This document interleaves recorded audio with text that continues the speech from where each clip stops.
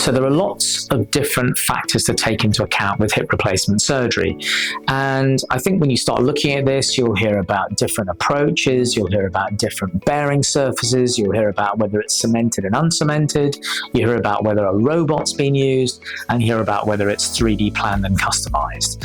So all of these have got pros and cons. I have my personal preference, and you, I'm sure, will probably get to chat to other surgeons and they'll have their personal preferences. And I think the key thing is to talk through all of these issues with your surgeon, because everyone gets used to doing it a particular way.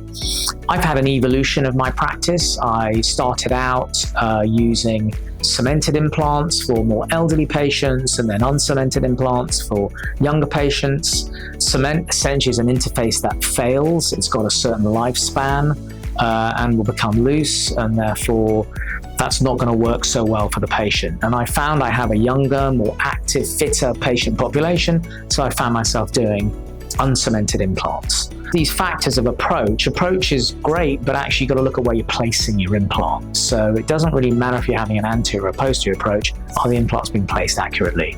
So this is where robots can come into play, and it's where 3D planning can come into play.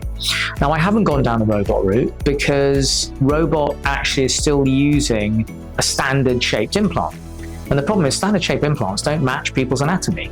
So the robot can really only give you a best fit. That's it. You're not going to get an anatomical fit unless by chance. So hence that's why I do anatomic 3D planned customized implants. We do a 3D scan, we match an implant to the patient, and then I can very accurately place the implants and know that I'm recreating their anatomy. And so that for me is my choice, and that's the reasoning behind it.